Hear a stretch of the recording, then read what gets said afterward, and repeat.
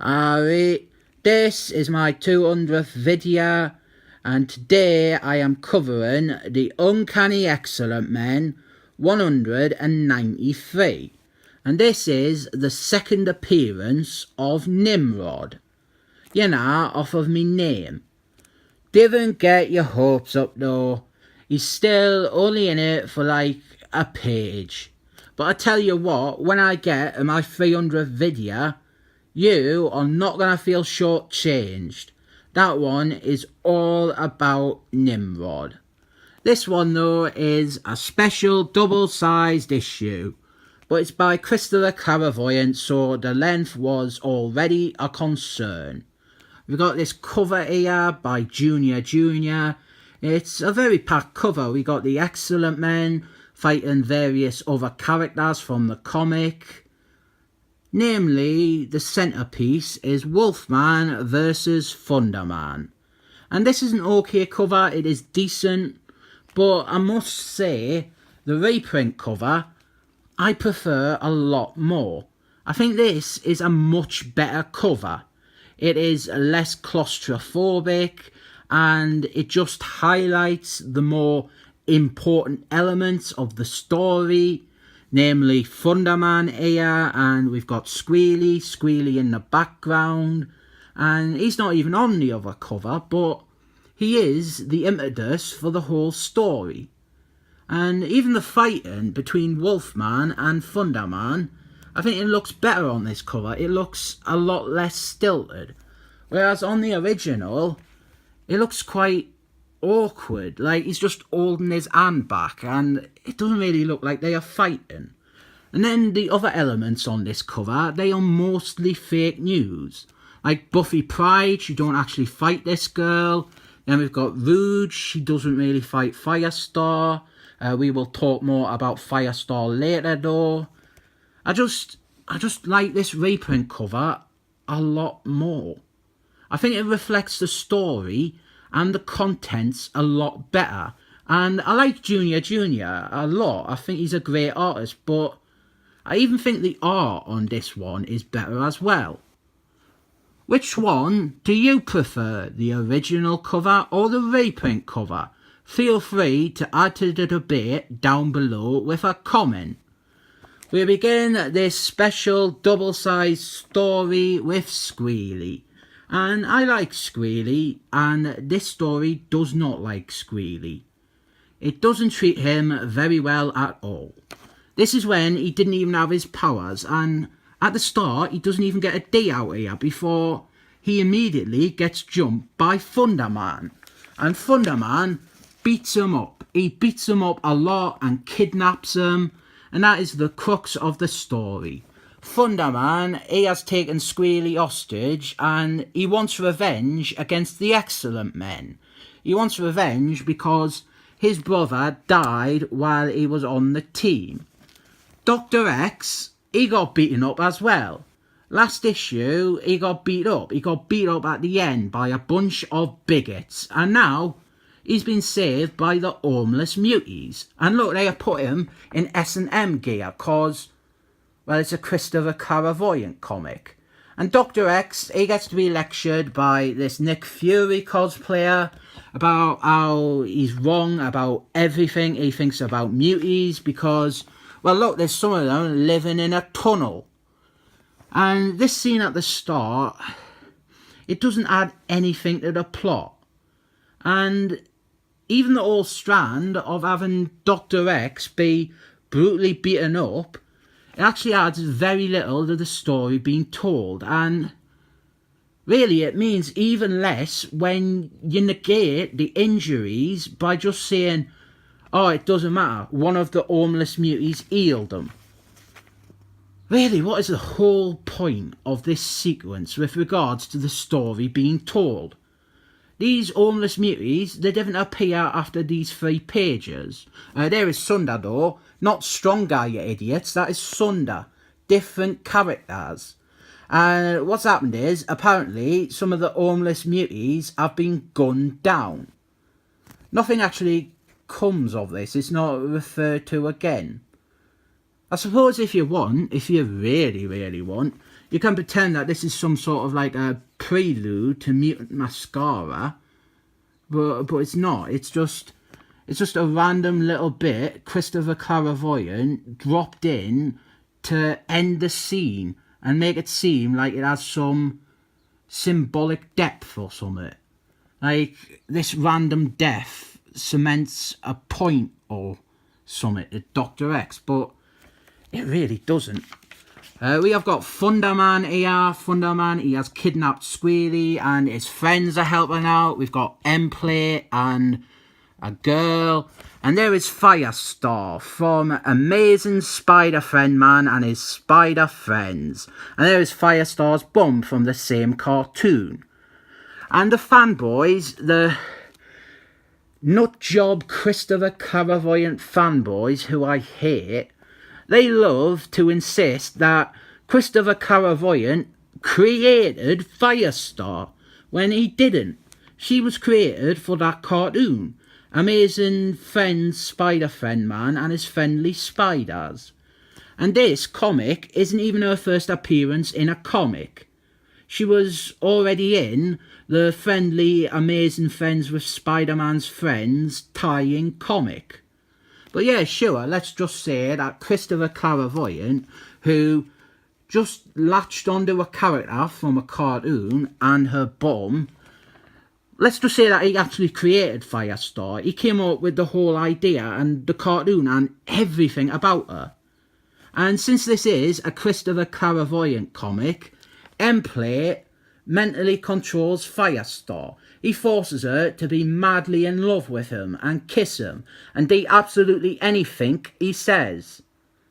It's amazing to me that all these lefty progressive who say hard comics are problematic, it amazes me that they have not come for Christopher Clairvoyant and his male rape fantasy comics.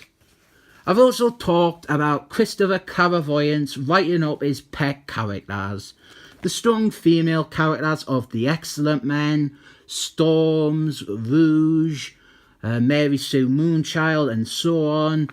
And people can defend that by saying that, well, he's not writing his favourites, he's writing up the characters, he's not playing favourites. But I think this scene here is a good example of how that isn't the case. It's clearly a luxury that he only extends to his favourites, the strong female characters that he masturbates over. Because here we have got Cannonballs, one of my favourite Excellent Men characters. And Cannonballs, he is sparring with the Excellent Men. He's training with them. And we had a very, very similar scene at the start of the issue before this one, with Rouge. She was training and she easily defeated Steelman and the Smurf.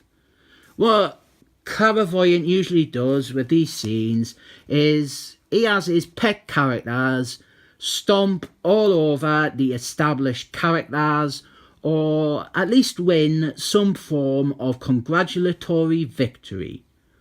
So if you do defend Clairvoyant's writing as character building as opposed to favouritism, naturally it makes sense that this scene should play out the same, with Cannonballs defeating the Excellent Men. But no, look, Cannonballs falls flat on his arse and he's made her look stupid. Now we're just getting Dr. X back with the team. Honestly, the whole having him be beat up and saved by homeless muties, it seems like just a way to pad the pages, to stretch it out. Those elements really add nothing. This is all leading, ultimately, to Christopher Clairvoyant writing Dr. X out of the book with issue 200.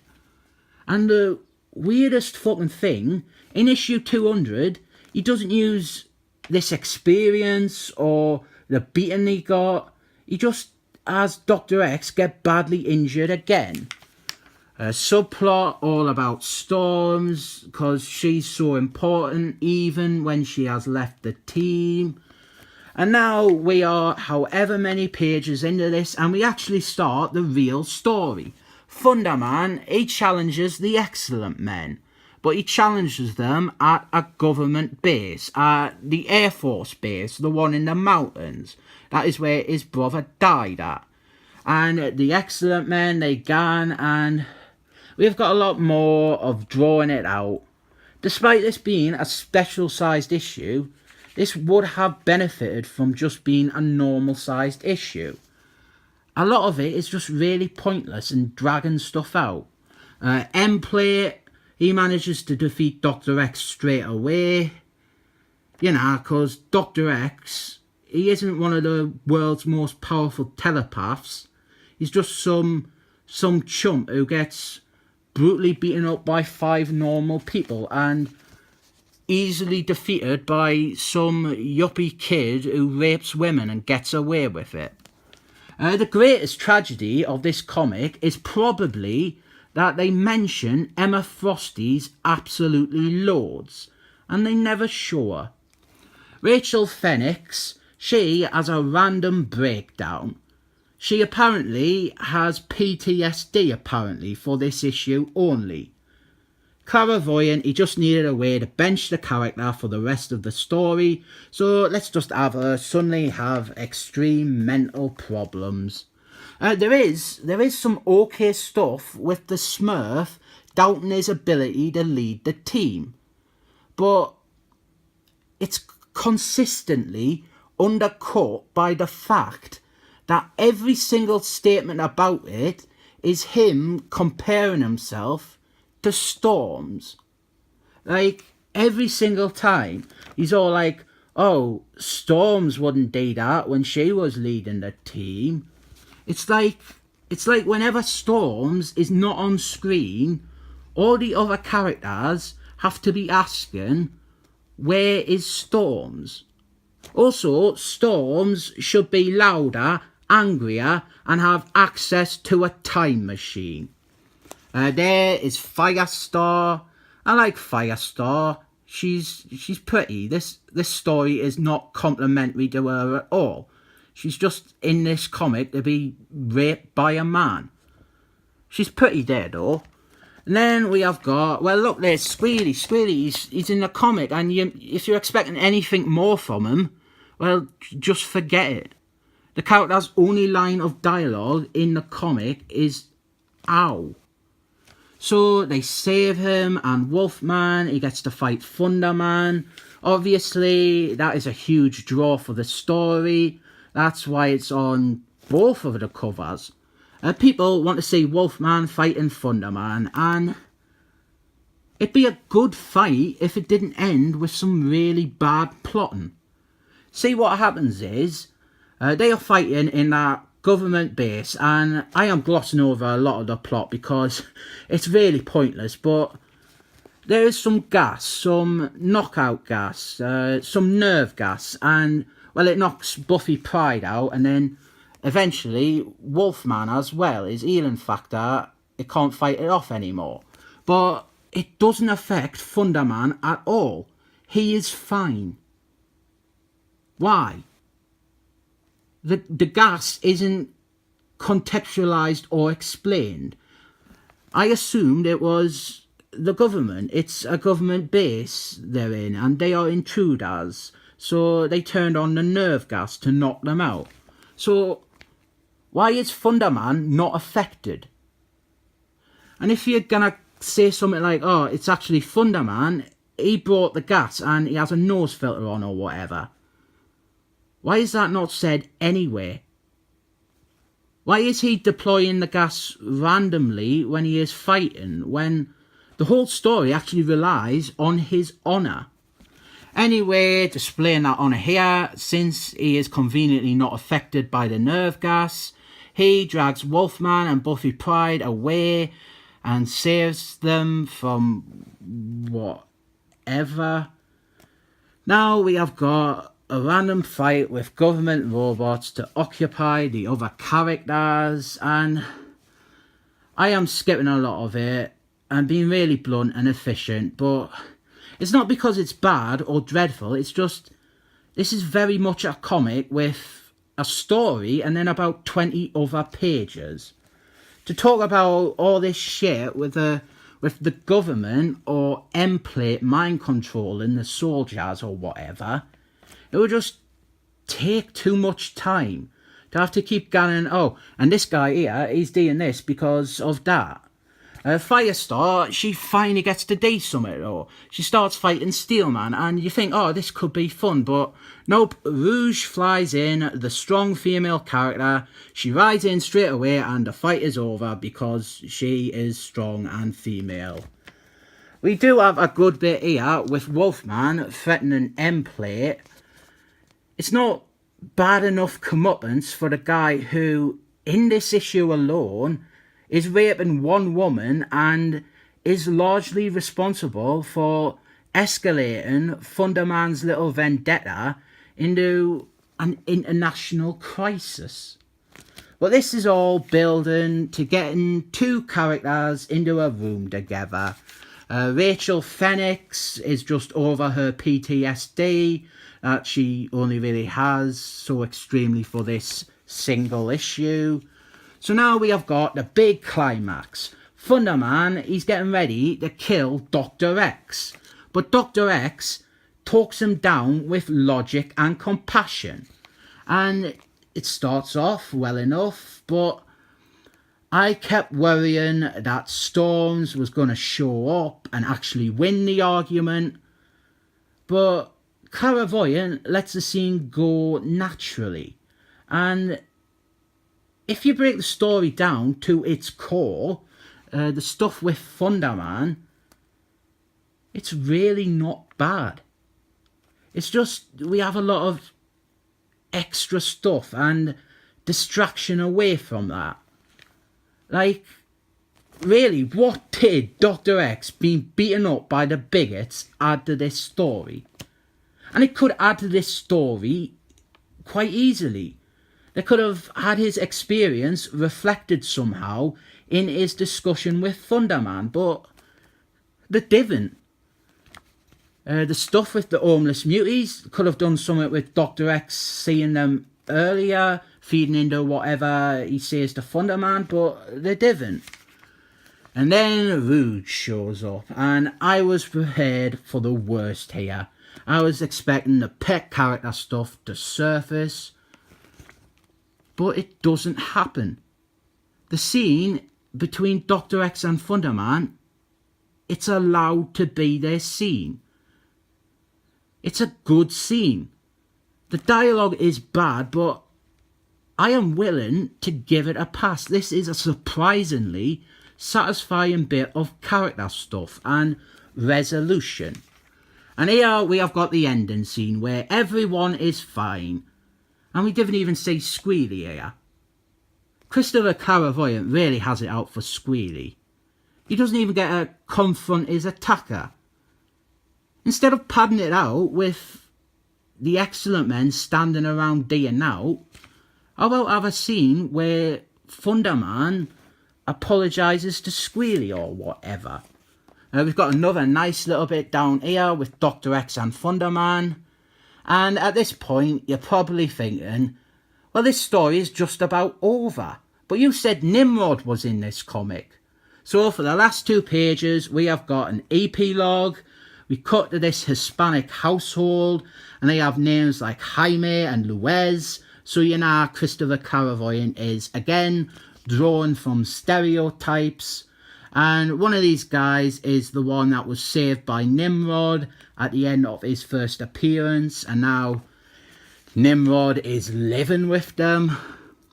I hate this whole plot element. The whole idea of having Nimrod living with a Hispanic family and pretending to be human.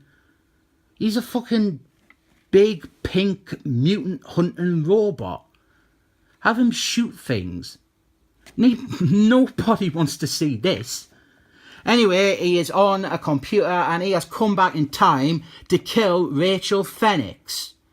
If you're wondering what film Christopher Clairvoyant has seen this week and is ripping off, well, it is still the Terminator 1. And then Nimrod, he hears on the news that the Juggernaut is on a rampage. And despite the fact that the Juggernaut is not a mutie, which I definitely believe Christopher Clairvoyant has forgotten, Nimrod decides he will go and kill Juggernaut, and that will lead into my 300th video. I think I have reviewed something like 11 Christopher Clairvoyant comics now, and I hate them, I really do, but it's quite interesting. Of those 11, I think maybe only half of them, maybe less than half, were super negative. And with this issue, this isn't the first one I'm saying is alright. It's not the first one I'm saying has good bits or a good idea. It's not even the first one that I would honestly say is almost good. If you remove his bondage and rape fetish porn elements, this would be a lot better. It would still have his clunky dialogue and exposition and wonky plotting. There's a lot of rambling as well in this one, but I think this is decent enough for a Christopher Clairvoyant comic. I didn't have that much bother reading it, so I'm going to rate this 7 thumbs up.